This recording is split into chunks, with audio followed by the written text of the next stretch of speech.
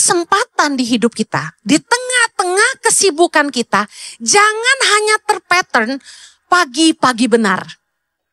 Tapi kapanpun dan dimanapun Anda punya waktu, pasti bisa punya waktu kalau Anda bikin waktu. Anda harus cari Tuhan. Tidak perlu lama. Tidak perlu susah payah.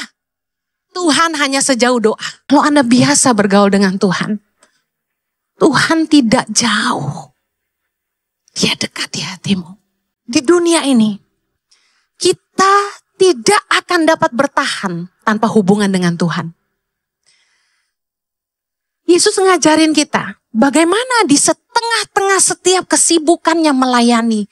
Di mana begitu banyak orang banyak ingin mendapatkan sesuatu dari Yesus. Ingin menjamah dia, ingin didoakan dan lain sebagainya. Yesus selalu memastikan dia pergi ke tempat sunyi. Di tengah-tengah kesibukanmu, ambil waktu 5-10 menit, panggil Tuhan.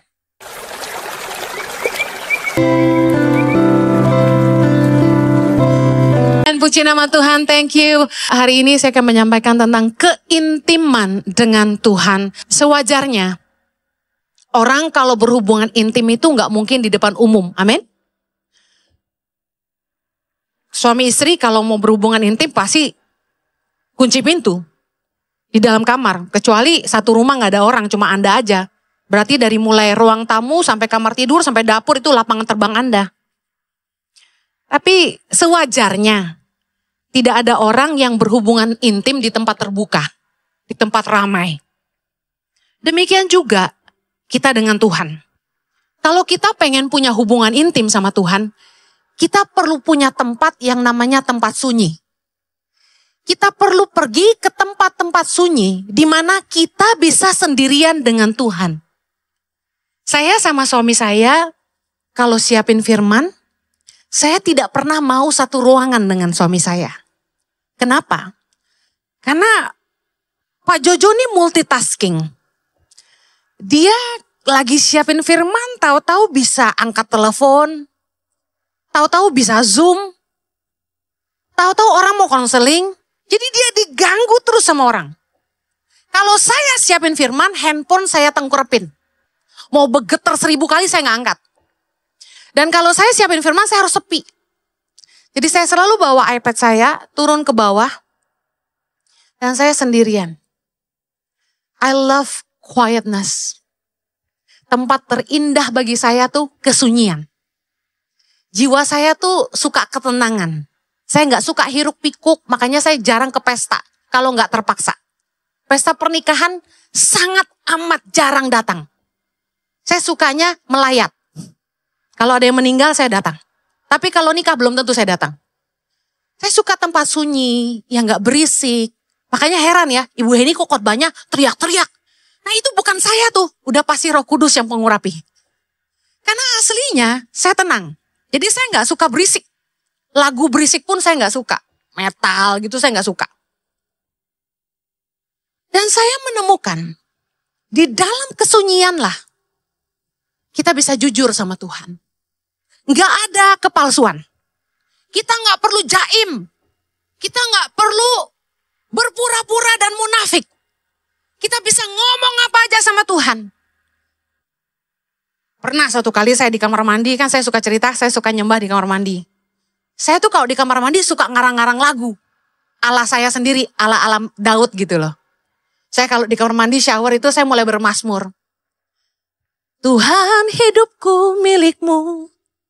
Segala yang ku miliki darimu. Wah saya nyanyi, sembarangan nyanyi. Tiba-tiba suara hordeng bunyi. Zrek, saya langsung berhenti. Semua lagu hilang. Ada suami saya.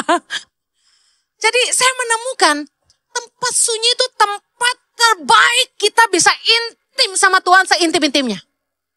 Kita bisa nangis, kita bisa teriak, kita bisa ngomong apa aja sama Tuhan. Dan di dalam kesunyian,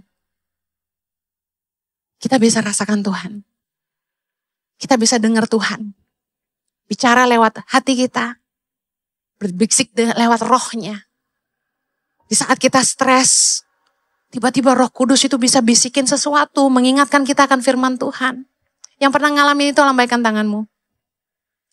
Dengar. sangat berharga. Tidak ada tempat yang jauh lebih indah daripada hadiratnya. Anda harus punya tempat sunyi.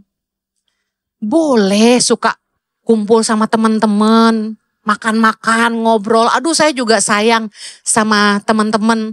Saya juga sayang sama orang-orang yang kami pimpin di gereja ini. Saya suka cita kalau bisa duduk ngobrol sama singer-singer, sama pemusik, sama tim care, sama pelayan Tuhan di gereja ini. Saya senang. Tapi ada waktunya, Anda harus ngerti gini. Keintiman dengan Tuhan adalah sumber kekuatan. Keintiman hanya bisa terbangun dalam kesunyian. Orang yang selalu sibuk, pasti tidak intim sama Tuhan. Lukas 5 ayat 16 dikatakan gini. Akan tetapi ia mengundurkan diri ke tempat-tempat yang sunyi dan berdoa. Markus 1 ayat 35. Pagi-pagi benar, waktu hari masih gelap, ia bangun dan pergi keluar. Ia pergi ke tempat yang sunyi dan berdoa di sana. Satu lagi, Lukas 4 ayat 42. Ketika hari siang, Yesus berangkat dan pergi ke suatu tempat yang sunyi. Tapi orang banyak mencari dia, lalu menemukannya dan berusaha menahan dia supaya jangan meninggalkan mereka. Lihat, baik siang, malam, pagi, Yesus selalu cari tempat sunyi. Seperti Daniel yang berdoa sehari 3 kali. Di setiap kesempatan di hidup kita, di tengah-tengah kesibukan kita, jangan hanya terpattern pagi-pagi benar. Tapi kapanpun dan dimanapun Anda punya waktu, pasti bisa punya waktu kalau Anda bikin waktu. Anda harus cari Tuhan. Tidak perlu lama. Tidak perlu susah payah. Tuhan hanya sejauh doa. Kalau gereja dulu pernah mengajarkan, gereja zaman dulu mengajarkan, mau ketemu Tuhan saat teduh itu harus ditata dari mulai halaman, bait suci, ya baru ruang kudus, ruang maha kudus gitu ya. Kita harus bahasa roh dulu, baca 1-2 ayat, mulai lagu penyembahan ucapan syukur, lagu setengah ngangkat, setengah paling ngangkat, baru ngangkat. Lama banget mau ketemu Tuhan. Keburu ngantuk gak saudara? Bagaimana kalau kita sibuk? Saya kasih tahu, Tuhan cuma sejauh kamu panggil dia. Anda lagi kerja, seperti saya, sering. Ketak-ketik, tiba-tiba Roh Kudus jamah saya. Saya diam, pejam mata, saya panggil. Ya Tuhan, thank you Lord. Bapak terima kasih. Tuhan baik. Thank you. Cuma sejauh itu. Saya langsung rasakan Tuhan. Sekejap menutup mata, saya dapat rasakan Tuhan. Kalau Anda biasa bergaul dengan Tuhan, Tuhan tidak jauh. Dia dekat di hatimu. Mari belajar dari kehidupan Tuhan Yesus. Di dunia ini, kita tidak akan dapat bertahan tanpa hubungan dengan Tuhan. Yesus ngajarin kita bagaimana di tengah-tengah setiap kesibukannya melayani, di mana begitu banyak orang banyak ingin mendapatkan sesuatu dari Yesus, ingin menjamah dia, ingin didoakan dan lain sebagainya. Yesus selalu memastikan dia pergi ke tempat sunyi. Di tengah-tengah kesibukanmu, ambil waktu 5-10 menit, panggil Tuhan. Yesus ngajarin kita gini dalam Matius 6 ayat 6. Kita baca sama-sama. 3, 2, 1. Tetapi jika engkau berdoa, masuklah ke dalam kamarmu, tutuplah pintu, dan berdoalah kepada Bapamu yang ada di tempat tersembunyi. Maka Bapamu yang melihat yang tersembunyi akan membalasnya kepadamu. Saya kasih tahu, doa bukan untuk dipamerkan. Doa adalah cara kita membangun hubungan dengan Tuhan. Sederhana yang Yesus ajarkan. Waktu kamu mau doa, jangan lakukan untuk dilihat orang. Apa maksudnya kamu masuk ke kamar dan tutup pintu? Kamu harus punya tempat sunyi di mana gak ada orang yang lihat kamu dan cuma ada kamu sama Tuhan. Sekali lagi, ketika cuma ada kita dengan Tuhan, kita bisa ngomong apa aja. Saya agak ganggu kalau suami saya bangun. Jadi kalau dia belum bangun, saya masih bisa duduk di ranjang dan berdoa. Tapi ketika Jojo mulai, saya dengar dia pakai sendal mau ke toilet, saya langsung berhenti. Karena kurang asik ketika ada yang ganggu kita lagi intim. Benar gak sih? Anda harus pastikan biarpun suami istri, Anda punya tempat sunyi sendiri. Saya mau bahas, belajar dari hidup Tuhan Yesus. Apa yang menjadi buah dari keintiman dengan Tuhan? Buah dari keintiman dengan Tuhan yang pertama adalah belas kasihan. Katakan belas kasihan. Yesus itu punya belas kasihan akan jiwa-jiwa. Ada ayat yang berkata gini, ketika kita menjadi satu dengan Tuhan, kita menjadi satu roh dengan Dia. Ketika kita melekat dengan Tuhan, kita menjadi satu roh dengan Dia. Nah, waktu kita dekat dengan Tuhan, apa yang jadi isi hati Tuhan, itu jadi kerinduan kita. Belas kasihan Yesus akan jiwa-jiwa. Mari lihat, Matius 14 ayat 14. Ketika Yesus mendarat, ia melihat orang banyak yang besar jumlahnya. Maka tergeraklah hatinya oleh belas kasihan kepada mereka. Dan ia menyembuhkan mereka yang sakit. Satu lagi, Markus 1 ayat 41. Maka tergeraklah hatinya oleh belas kasihan. Lalu ia mengulurkan tangannya, menjamah orang itu dan berkata kepadanya, aku mau, jadilah engkau tahir. Masih banyak lagi ayat-ayat lain yang kita bisa baca tentang bagaimana Yesus digerakkan oleh belas kasihan. Belas kasihan menjadi kunci setiap mujizat yang Yesus lakukan. Karena dia punya belas kasihan. Dia berdoa buat orang sakit. Orang sakit sembuh. Waktu saya merenungkan ayat firman Tuhan, bolak-balik Yesus kemana pergi, dia melakukan 3 hal secara sekaligus. Dia mengajar, memberitakan Injil, dan menyembuhkan orang sakit. Constantly di dalam banyak ayat. Saya lihat gini, wow, berarti sebenarnya penyakit itu bukan dari Tuhan. Tuhan tuh mau kita sembuh. Makanya Yesus sembuhin orang sakit terus. Yesus sembuhin orang yang kerasukan. Yesus mau kita sembuh. Katakan Yesus mau saya sembuh. Kita harus yakin waktu kita berdoa buat untuk orang tua kita. Kita berdoa buat adik kita, berdoa buat kakak kita, berdoa buat orang sakit. Kita harus yakin gini, ini hati Tuhan. Tuhan mau kamu sembuh. Tuhan mau kamu pulih.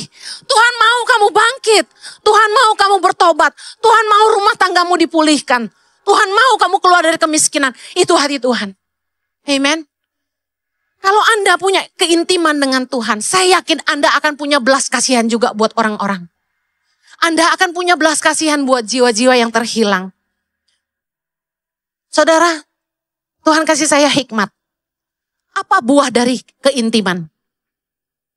Apa buah dari hubungan intim? Anak. Kalau kita tuh intim sama Tuhan, kita akan melahirkan anak-anak rohani. Kita akan melahirkan jiwa-jiwa bagi kerajaan sorga.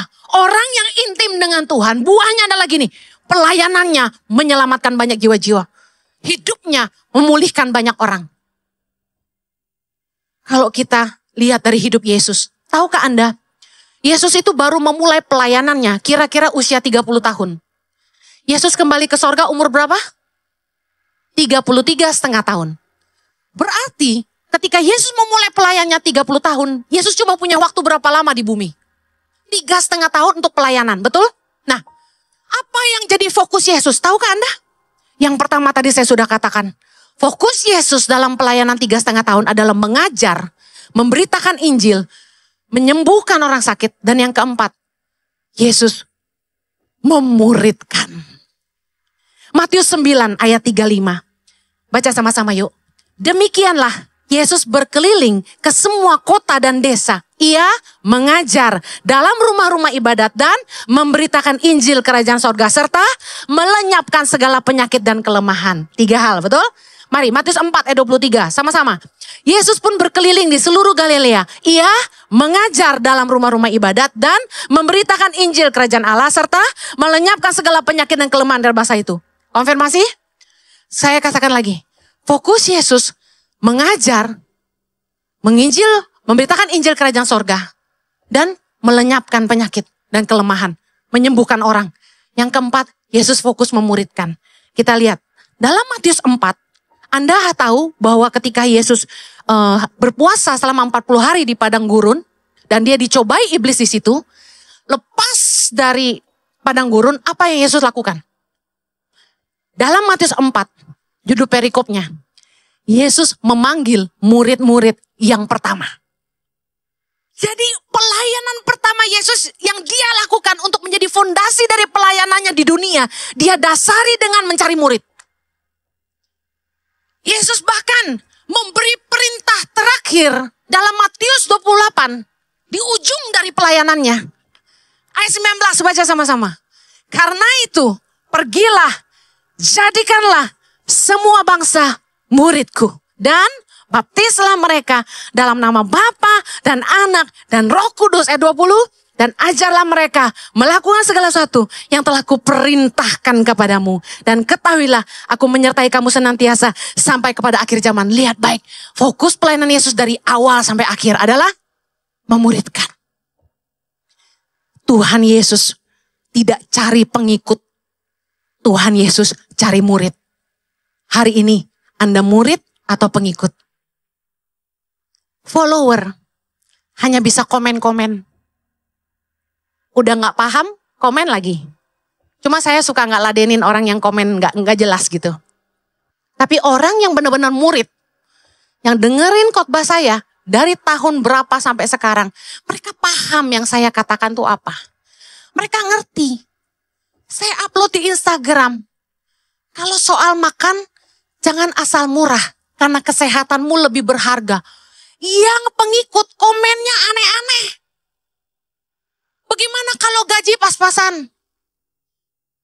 Enggak semua makanan mahal itu sehat. Bu Heni, makanan murah juga ada yang sehat. Ini apa sih gak nyambung? Akhirnya saya tambahkan di caption. Karena yang upload staff. Saya tambahkan di caption. Jangan demi beli barang branded, makan ngirit-ngirit. Paham kan jadinya? Saudara, kalau orang itu jadi murid, dia ngikuti semua pengajaran Yesus. Dia jadi dewasa imannya, dia jadi bertumbuh. Dia kenal Tuhan lebih baik. Kalau orang sekedar pengikut, itu cuma apa ya? Komentator. Gak ikut nabur, gak ikut berkorban, gak ikut bantu. Tapi komen. Anda di mana? Komentatornya Yesus atau muridnya Yesus? Ingat, kalau hidupmu intim dengan Tuhan, kamu pasti punya satu kerinduan, menolong teman-temanmu yang belum kenal Tuhan, supaya mereka bisa kenal Tuhan. Kalau Anda punya kasih kepada Allah, Anda pasti rindu. Anda yang sudah dipulihkan, Anda memulihkan yang lain juga. Anda gak mungkin diam aja dan lihat teman-temanmu jalan antri ke neraka dan Anda cuma tertawa. Kalau Anda mengasihi Tuhan dan punya belas kasihan seperti Tuhan, Anda akan berdoa buat mereka. Setiap kali saya ingat teman-teman saya yang belum kenal Tuhan, saya ingat keluarga yang belum kenal Tuhan, saya selalu berdoa begini, Tuhan selamatkan jiwanya. Selamatkan jiwanya. Ketika kamu punya belas kasihan buat jiwa-jiwa. Dengar, masih adakah orang tuamu, keluargamu yang belum kenal Tuhan? Jangan berhenti berdoa buat mereka. Supaya Tuhan menyelamatkan jiwanya. Kalau kamu kerja di kantormu, jadilah terang di tengah-tengah mereka. Mungkin kamu gak bisa gini, Kristen loh, ngapain Kristenin orang? Ikut Yesus gak perlu jadi Kristen sebenarnya. Iman yang menyelamatkan bukan agama. Saya percaya kalau mereka terima Yesus sebagai Tuhan dan Juru Selamat dalam hati mereka, meski mereka belum ikut kita ke gereja atau dibaptis, kalau saat itu mereka dipanggil Tuhan, mereka selamat. Mungkin banyak pertentangan. Ayatnya gini, kalau belum dibaptis gak masuk surga. Aduh, bagaimana dengan orang-orang yang sekarat? Lalu kita nginjilin mereka, lalu mereka bertobat. Masa kita cemplungin dalam keadaan sekarat? Lah mati ya gara-gara kita ya kan? Makanya kenapa gereja ICI, saya dari awal ngomong gini. Please lah, kalau ada orang-orang datang kemari, pakai baju kayak apa yang kalian tahu, wah bukan Kristen nih. Udah jangan diliatin. Jangan ditanya, biarin aja dia duduk dengar firman. Firman Tuhan itu harus sampai kepada bangsa-bangsa. Amin. Saya pernah ceritakan, udah baik-baik dia duduk bertiga di belakang, didatengin. Mbak, mau kemana? Ini gereja. Mall di sana. Oh iya, maaf, permisi. Mereka keluar. Gimana sih lu? Menangin jiwa gak bisa. Jiwa datang lu usir. Kumaha eta. Ngerti gak sih maksud saya? Ada yang kira arena ICI ini arena main apa? Paintball. Yang tembak-tembak pakai cat itu. Anak-anak muda datang. Ini tempat main apa? Dia bilang gitu. Saya langsung semangat. Wah, gue bikin tempat main beneran nih kalau gitu. Bisa kalau kursi-kursi kita angkat nih, kita main paintball di sini, bener gak? Timbul ide bisnis, gue langsung. Bukan bisnisnya, menangin jiwanya. Kalau tampangnya kayak bioskop, bodoh amat kita bikin XX1. Apa? Nonton bola bersama. Cia. Saudara, apalah caranya supaya menangin jiwa gitu loh. Saya tuh terbakar banget buat menangin jiwa. Biar gue dibilang pendeta sesat gak apa-apa. Biarpun saya dibilang pendeta cetek, biarin. Memang orang buat bertobat perlu pendeta yang cetek kayak saya, gak apa-apa. Karena kalau yang terlalu susah gimana dia mau tobat, mikirin lu ngomong aja udah pusing. Haleluya. Alkitab mencatat tentang murid-murid Yesus. Ada 12 murid Yesus dalam Matius 10 ayat 1-4. Ada 70 murid Yesus dalam Lukas 10 ayat 1. Ada 500 murid Yesus. 1 Korintus 15 ayat 6 yang menyaksikan Yesus naik ke sorga. Dengar, fokus hidup Yesus 3,5 tahun. Memenangkan jiwa dan memuridkan mereka. Bagaimana dengan kita? Kalau Anda punya keintiman dengan Tuhan, Anda tidak akan pernah berhenti untuk menyelamatkan jiwa-jiwa bagi kerajaan sorga. Yang mau katakan amin. Yang berikutnya, buah dari keintiman adalah kedamaian dan pengharapan. Mazmur 62 ayat 2, kita baca sama-sama. Hanya dekat Allah saja aku tenang, daripadanya lah keselamatanku. Ayat ke-6, hanya pada Allah saja kiranya aku tenang, sebab daripadanya lah harapanku. Orang yang intim sama Tuhan, itu punya ketenangan batin, punya damai sejahtera. Hidupnya gak penuh kekhawatiran, takut mati, takut terbang, takut suami hilang, gak ada. Dia punya iman dan pengharapan kepada Tuhan. Orang yang melekat dengan Tuhan pasti punya iman. Saya umpamakan gini. Hubungan suami istri itu kalau intim, sehat, mesra, itu pasti ada kepercayaan. Contoh, sini sayang. Sini. Anda enggak pernah kan saya peragain sama Pastor Jojo? Tadi dia ngerjain saya di ibadah streaming live online. Sini nak lagi. Sini baby. Saudara, kami ini sangat mesra. Mesra gak kita? Wow. Kok wow, kamu tadi ngerjain aku. Mesra gak kita? Mesra.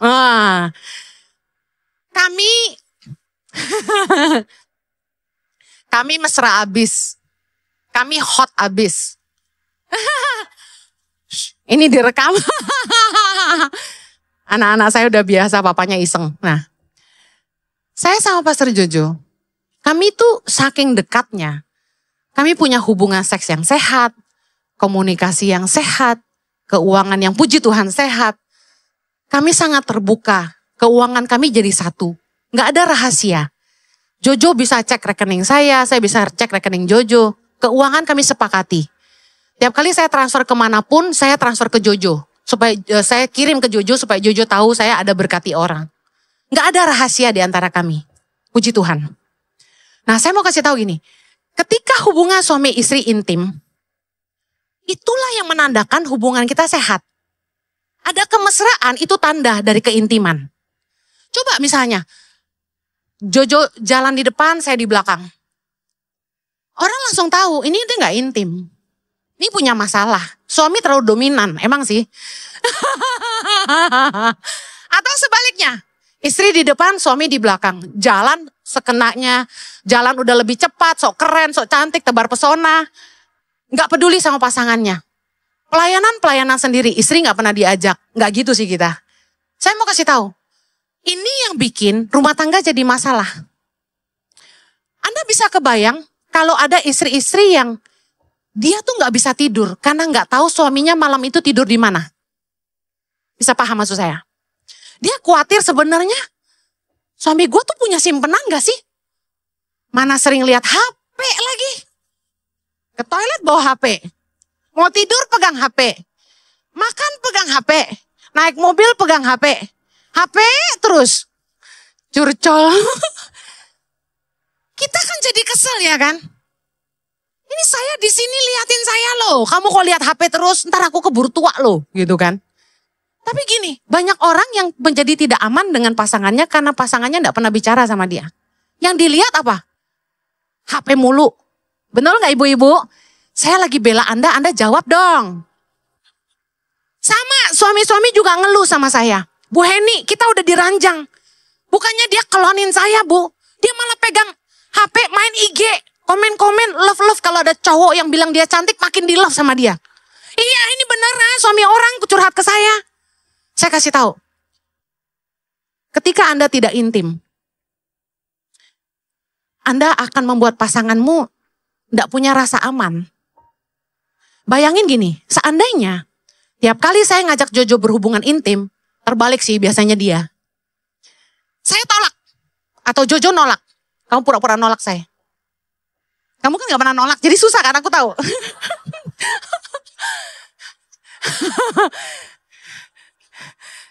Aku yang sering nolak atau kamu?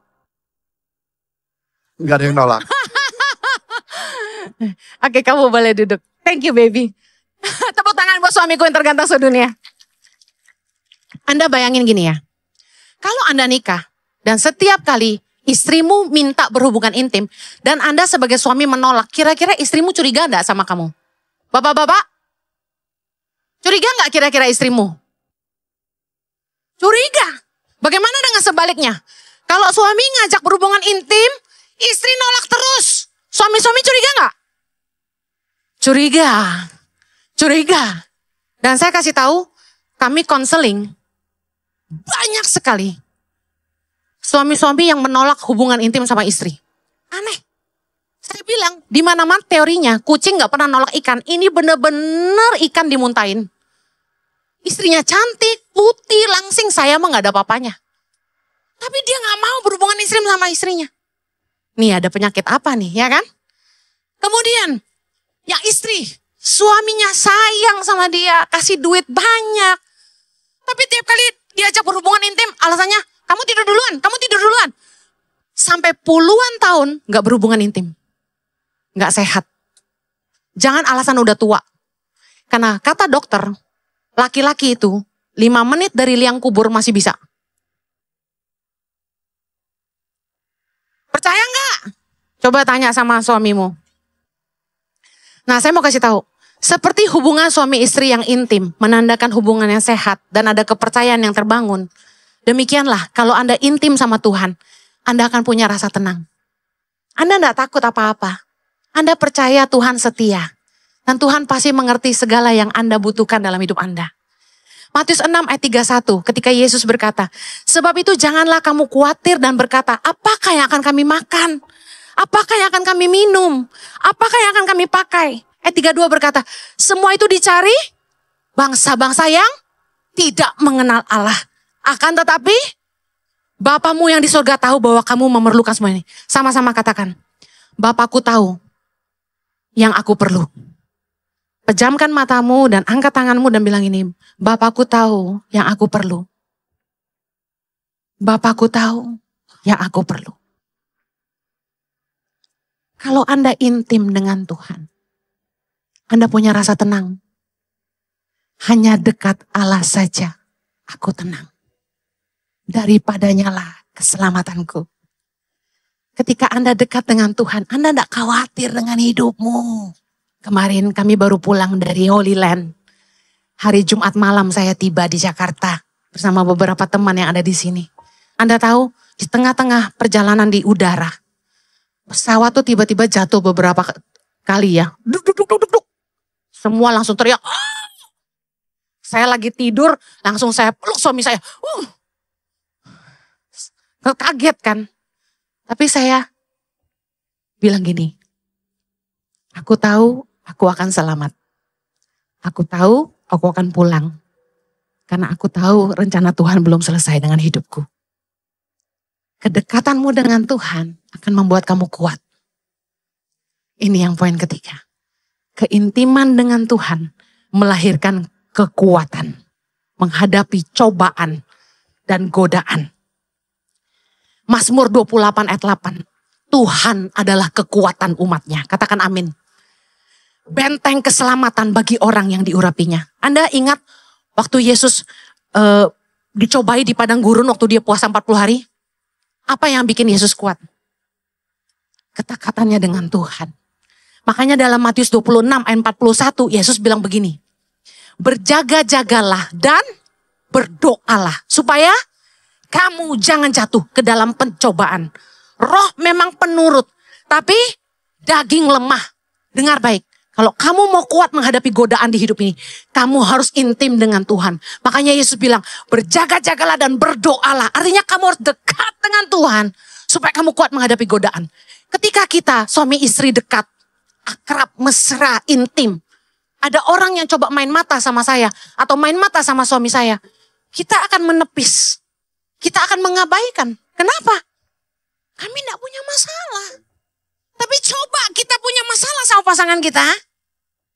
Gampang gak kita digodai orang? Gampang. Apalagi pacar lama yang kita pernah cinta. Dia tanya kita gini, kamu baik-baik aja? Kita langsung tumpah, enggak baik. Dengar, kalau kamu intim dengan Tuhan, kamu kuat menghadapi godaan. Yang terakhir, kalau kita dekat dengan Tuhan, kita akan kuat menghadapi cobaan hidup. Apapun badai kehidupan yang kita alami, kita akan kuat. Ingat waktu Yesus mau menghadapi salib, apa yang dia lakukan? Di Taman Getsemani? Dia berdoa. Dia enggak cari, oh gua kenal tuh yang pemimpin wilayah ini. Gua kenal sama kapten prajurit Romawi yang anaknya gue pernah sembuhin. Prajuritnya, perwiranya pernah aku sembuhin. Aku cari dia untuk nolong aku. Yesus gak lakukan itu. Ketika Yesus harus menghadapi salib, dia ke Taman Getsemani. Meskipun dia takut, dia gentar, 3 kali dia berdoa yang sama. Tuhan kalau boleh cawan ini lalu daripadaku. Tapi bukan kehendakku yang jadi, tapi biar kehendakmu. Dia sangat ketakutan dikatakan firman Tuhan. Tapi Anda tahu apa yang dia lakukan? Lukas 22 setelah dia berdoa ketiga kalinya, 45 dikatakan gini. Lalu ia bangkit dari doanya.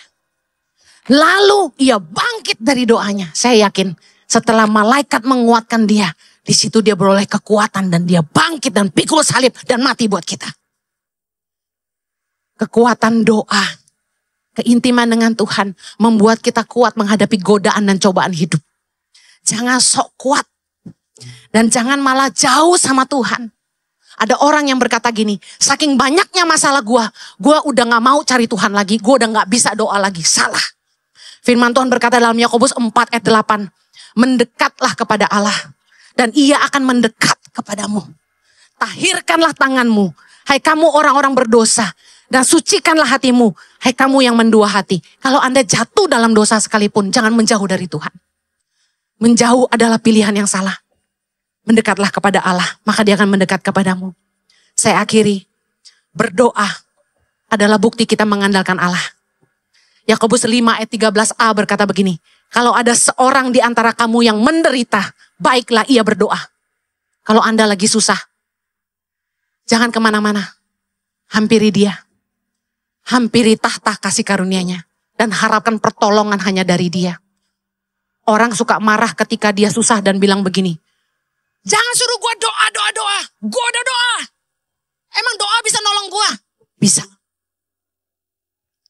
Karena mujizat Tuhan sanggup menolong kita melampaui segala akal, pikiran, dan kekuatan manusia. Salah kalau Anda bilang, doa Anda bisa nolong saya. Saya kasih tahu, kalau Anda dekat dengan Tuhan, Anda akan menyaksikan pertolongan Tuhan tepat pada waktunya. Mazmur 63 ayat 7. Ini yang saya sering lakukan dan saya mau share buat Anda. Ini yang Daud juga lakukan. Mazmur 63 ayat 7. Kita baca sama-sama. Apabila aku ingat kepadamu di tempat tidurku, merenungkan engkau sepanjang kawal malam, sungguh engkau telah menjadi pertolonganku dan dalam naungan sayapmu aku bersorak-sorai. Jiwaku melekat kepadamu, tangan kananmu menolong aku. Keintiman Daud dengan Tuhan, menyaksikan pertolongan Tuhan yang menjadi kekuatan dalam hidupnya. Saya berdoa, Anda yang hari ini jenuh, lelah, banyak masalah, Anda balik lagi ke hubungan intimmu dengan Tuhan. Karena hanya Dia sumber kekuatan. Katakan amin. Mari kita berdoa. Bapa di sorga, kami membutuhkan Engkau. Tolong kami di tengah-tengah kesibukan kami. Kami bisa kembali mengambil waktu dengan Tuhan. Mencari kekuatan-Mu dan pertolongan-Mu yang tidak pernah terlambat. Tolong kami untuk intim dengan Tuhan. Kami pengen, kami dipulihkan. Kami pengen belajar percaya sama Tuhan. Karena Tuhanlah sumber kekuatan dan damai sejahtera dalam hidup kami. Terima kasih Tuhan, berkati umat-Mu, hamba-Mu berdoa. Ketika mereka mendekat kepadamu, Tuhan berkenan ditemui. Di dalam nama Yesus. Yang diberkati sama-sama katakan.